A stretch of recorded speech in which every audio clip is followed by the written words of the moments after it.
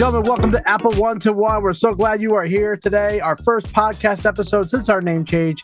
If you did click on Think Different Podcast and you see the word Apple One-to-One pop up, that is because we did a name change on our YouTube channel. We did a big reveal about that.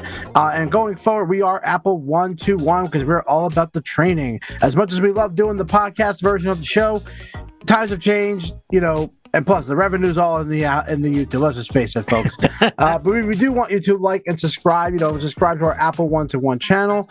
We are the number one place to go to for trading, especially when it comes to Apple numbers, because we have the best video. That's just the reality of it. And please give us a like. It really does help us grow. So we really do appreciate it. We're just two former Apple employees, just talking about Apple, but also giving you guys a lot of knowledge in the Apple world. My name is Will, of course, always here as a former Apple specialist and creator, but of course here with me as always is the Apple creator, retired book publisher, soccer mom recorder, Jurassic Park owner, the black coffee drinker, juror number 12, retirement home president, the Keto Trout drummer. He loves his snare. Mr. Frank Funk is here. Hey, it's really this is an exciting one, man. There's a lot of good stuff going to go. Well, there's a lot of unexpected stuff, but we're going to talk a little detail about that. So let's just jump right into it. Apple came out with an announcement on Tuesday. Actually, I'm sorry. Apple came out on Tuesday. I'm thinking, you know what? MLK Day really messed up my week. So Apple came out with an announcement on Tuesday with two new devices that Apple has released. It is a Mac Mini has been revamped, and the 14-inch and 16-inch MacBook Pro has been revamped, adding the M2 chip into it. But not only the M2, but they added a Pro model into the Mac Mini, and obviously the 14 and 16-inch already had a Pro and Max model. They just now have the M2 version in there, and that was the big announcement. We're going to break it down a little bit about the Mac Mini. So first, Frank, I know you just bought a Mac Studio.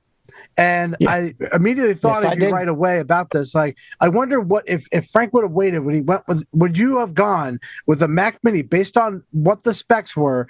Do you think you would have gone with a Mac Mini at the end of the day? Probably. Really? Probably. Okay, so that's interesting. Why would you say that? Well, because I probably could have gotten the internal larger hard drive and less money. Mm-hmm. Not that I dislike the Studio, but, you always have to be conscious of the budget.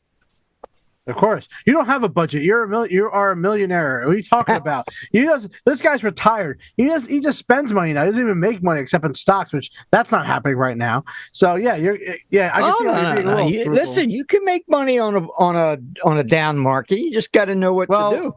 If you're growing in the backyard, Frank, and selling it to those people on the streets, I get it. That's fine. We're going to just compare a little bit about the new pricing. And the biggest thing, I think, was the Mac Mini pricing was a big deal.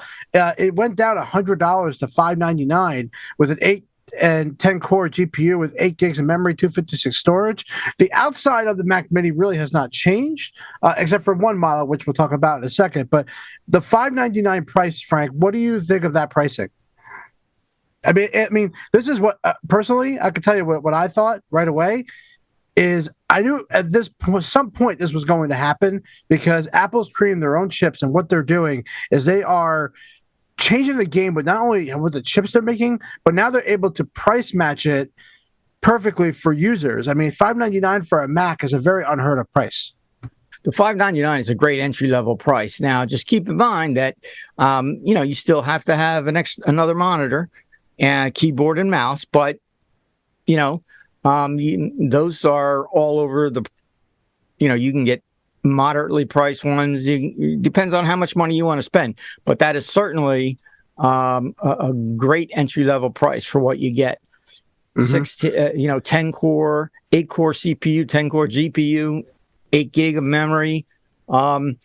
That's probably something I would beef up. I'd want to go with maybe 16. Right. But you also create music. So if we were to take the music person, let's talk to my wife, who really just looks at it for her photos and all that. And we do use iCloud, so that does help with the storage problem. But still, 256, unless you're using external drives, I don't see that. And that's where maybe you could run a lot of external storages. You're not going to really get used to it. In fact, during the advertising of the M2, if you go watch their video, they took this to a small business, and that's why I think that aims the main thing that the M2 is aimed for that. But they did come out with an M2 Pro. This is the first time a Pro or Max chip is inside of the Mac Mini. What that does is it increases the amount of Thunderbolt ports on the back to 4. So that means you are allowed to do more displays because of that. Yeah, well, I would think of this unit in a small business as a desktop unit, and then all of your external drives, you could either do that on the network to map all of your files to network drives, not to the drive in the unit itself. So it would be ideal for that, and or you can plug in, you can get a SSD drive for $200, terabyte, right. 2 terabytes. So, and let's max this thing out. So I went up to the highest amount, which is a 12-core CPU, 19-core GPU, 16-core neural engine with 32 gigs of unified memory, 8 terabytes of SSD storage, and 10 gigabit Ethernet. What is the final total, Frank, of that machine? Oh, and you take a guess. Just take a guess. Huh? Just take a guess, real quick. $2,000. Okay, it's $4,499. Whoa! You got to remember, you're adding 8 terabytes of storage. You're going from 512 to 8 terabytes, which is $2,400 alone. Okay, so you got a little higher, Frank. But for $4,499, I really hope at that point you just get a studio. I don't think it's worth, even if you take away the 16 gigs of memory and knock the cores down, you're still at $3,799. I don't know. Plus the 10 gig Ethernet already comes in the machine at the studio level. So very interesting, turn of events with the Mac Mini. I'm just happy that Apple showed signs of lower pricing, because I think that's, in this economy we're in right now, that's a struggle for a lot of people. And I think we're going to see that with the iPhone coming out soon. But that wasn't the only product that was announced. Ladies and gentlemen, we have brand new 14-inch and 16-inch MacBook Pros. They have put the M2 chip inside there. Some of the minor things they did add was a better HDMI. They went to the 2.1, which will allow for a better hertz, like 8K 60, hertz. You got, 4K 120 hertz. So you have a lot more power coming out of the HDMI. They also allowed Wi-Fi 6, which is great if you have a router that supports that. Super fast Wi-Fi in there. 5.3 Bluetooth has now been arriving on there. So internally, those are the differences. Beyond that, adding a little more battery life because of the power of the M2 Pro. So this was a nice change. What was interesting about this announcement when it came to there's a thing going around on the web where they actually looked at the web link of this video that Apple made. And in there, it said 2022 somewhere in the URL. Wow. So which tells you that this was planned to happen. Yeah, but it's very clear that the chip issue played a role in this. So I thought it was very interesting how someone found that, and that so it was very clear we were supposed to have an October event. And I don't think Apple can announce these new MacBook Pros that are already on the market, by the way, and just tell them, hey, all these little things are being added in there, because what's going to happen, Frank, if it's announced in October, it's not coming out till January, what's going to happen with their Mac sales? Oh, yeah, the old ones are going to drop. Yeah. Yeah. Well, the old ones are not going to be sold. Right. No one's going to buy them. So Apple was strategic in this and not revealing this till they were ready. And in a way, they made more sales on the older products that they're going to eventually get rid of. Yep. So look out for them on the refurbished site.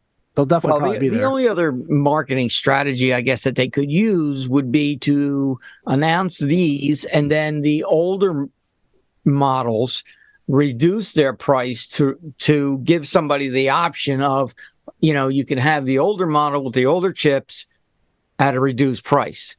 I don't think there was enough of a difference to help with the confusion of that, though. I think that would have been way too hard for people to understand there's between an M1 and an M2. But let's talk about the comparison because that's a big thing. So the M2 Pro, let's talk about some of the differences from the M1 MacBook Pro. So there was a 10 core and a 12 core in the current version that just came out. And back with the M1 Pro and Max, it was an 8 and 10 core. As far as the storage, nothing has changed with that. But the RAM in this new MacBook Pro can go up to 96 gigs of RAM. Yeah. Which is crazy compared to 64. Yeah. And the graphics chip from a 38 to from a 30, it was a 32, goes up to a 38. The neutral engine stays the same because it's the same chip, real in essence. So those are the big differences in the quality. So Apple has stated that the M2 Pro gives 20% faster CPU and 30% faster GPU performance than the M1 Pro. And the M2 Pro neural engine has seen a 40% increase over its predecessor. So let me ask you this. You just bought a new MacBook Pro, right? I did. I bought it last year. So would you have gone to the highest level on this Mad Dog here? Dude, you have got to be kidding me. There is no way I would have done that. I don't need 96 gigs. 96 gig. Can you imagine, man? I stuck with the 32. I didn't go with the 64 memory. So I stuck with the 32 because remember, when I had the Max chip, there was no other way to go up than that. That was it. So right. There's no other engine to choose to increase to at the time. In this one, it's the same deal. The Max, you can't go more than what the Max offers. That's what it offers. Right. And then the memory was an added option. And at the time, I had 64 32. There was no 96 model. But 96 gigs jumps it up $800. So from 32 to 64 was $400, and now it goes to $800. I mean, you would have to be doing, as a filmmaker, you would have to be. I would need like 8 streams of like the same 4K video going at the same time. It's something that you could only dream about before. Well, let's dream about the price, Frank. How much you think this maxed out? It's an M2 Max is maxed out with 96 gigs with 8 terabytes. What does that cost you? That's got to be $8,000. That's actually too high. It's $64.99. $64.99. Well, it's a steal then. Yeah. A bargain. How dare we not get that computer? Let's go out there. Hey, you can afford that. Don't forget, you get stock. If you use your Apple Card, you get 3% back. Yeah. There you go. Well, Frank, while I'm talking, look up 3% of $64.99, all right, while we're doing that. But also, I just want to talk about the pricing while Frank figures that out, that number, so that way you can know what you save on your Apple Card, which we're going to talk about the trade-in in a second. So the M2 Pro does start at $19.99 as the starting price for a 10 CPU, 16 GPU, 16 unified memory with a 512 storage. And again, the 14/16 there's no difference other than battery life, which has improved by another hour, which these already have an amazing strength of battery. So it starts at $19.99 for the 14-inch, and for the 16-inch, the M2 Pro starts at $24.99, and the M2 Max starts at $34.99, in case you need that. Frank, did you get the number? $389. $389 you get back in Apple Cash. Look at that. So really, the computer is not really that amount of money. That's right, man. Now, there's been a little bit, I don't know if you read this, Frank, but there's a little bit of a conspiracy right now because people went to go trade in their MacBook Pros and a trade-in value, and apparently there's a mass, people are pretty upset because the trade-in value has really dropped up to 66%. Wow. Well, yeah, that's a drop. That's a really big drop. Yeah. How about why do you think Apple did that? I don't know. I'll tell you right now, the MacBook Pro, right now, up to $670 for a trade-in. Wow. Well, how about our friend out on Sell Your Mac? He dropped his prices. Oh, I'm sure that's not. I wonder if they change things based on that. But let's get an instant quote from him. Why not?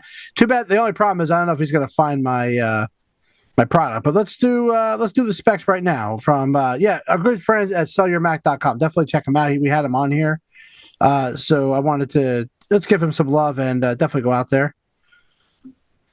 And And let's see here. He's going to give me $1,530. Well, is it? Well, now you know what you paid for it, right? Yeah. But that's still higher than $670. And that's with the discount bite I add you. Yes. My computer basically cost $3,000 at the end of the day. And so half my value would be returned if I was to trade in right now. Yeah. But that's, I don't want to say that's fair, but I mean, I know it's a devastating loss, but that's kind of the same thing you do with your car. You know, we buy these things thinking, you know, to us, they're worth so much more. And then when you try to resell it on the market, it just isn't. So, well, the controversy is why Apple is giving so little back when a company like SellYourMac.com is giving so much more. Yeah. So that's just a really strange, interesting thing. Well, I don't know. You'd have to talk to somebody at corporate to send them a note and say, hey, how come? All right, I'll send him a note. So, talk to Tim, see what he says.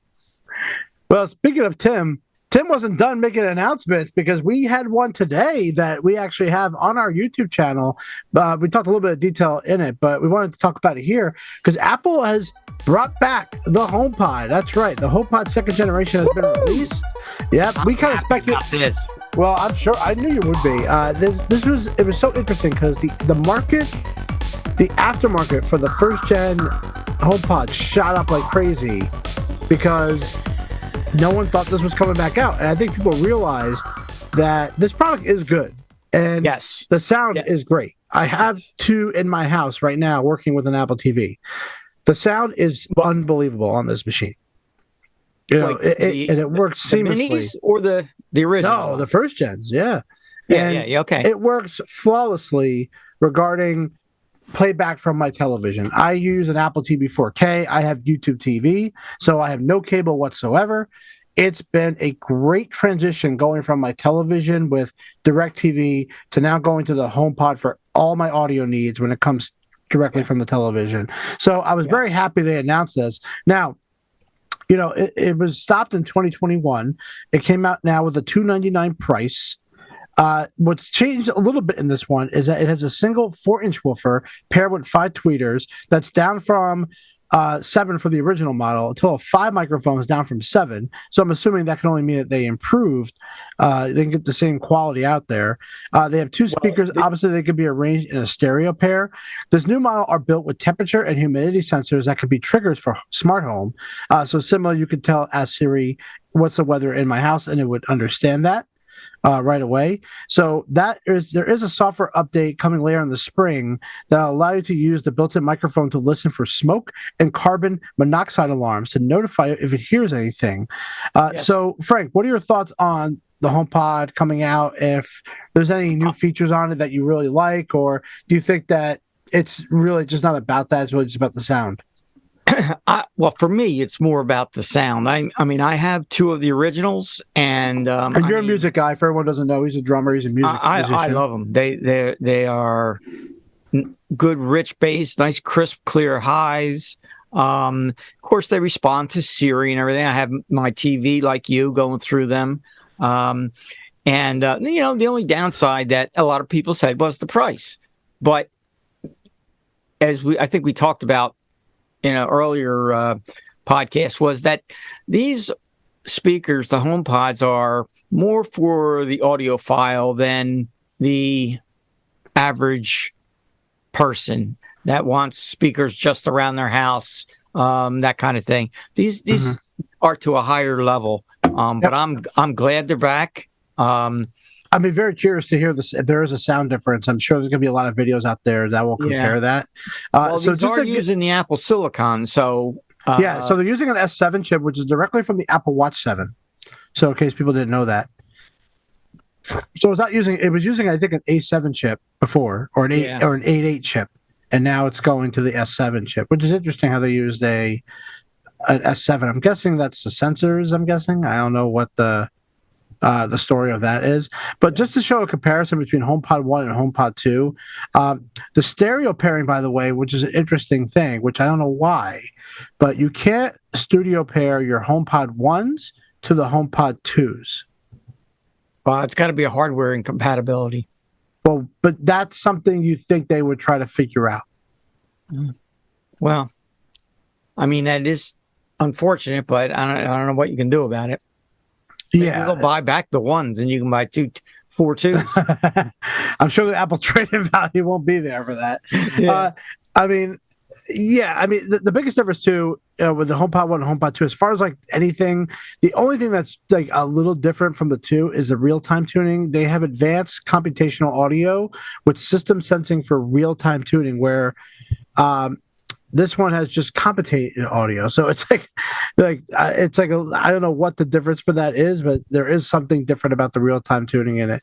But that's really it. And as far as like the HomePod Mini goes, it's great to have somewhere else, but it can't take over your sound for your entire television. I don't think it's loud enough for it. With that. So those are all the announcements that happened, Frank. Definitely a surprise. I mean, maybe when this podcast goes up, they'll announce something else. Just to piss us off. Do you remember the price of the HomePod 1? Originally it was $399 when it came out. It then went down to $349. Then it quickly went down to $349, and then eventually $299. So these are $299. Yep, I think the price point still is going to deter a lot of people. I don't think the $299 price tag, because here's the thing, for the real experience of the HomePod, you got to get two, and as a stereo pair. You think Apple would just say, you know what, if you buy two, you get a discount or $100 off, say, hey, you can get two HomePods for $500. That sounds so much better than buying an individual one at $299. Yep.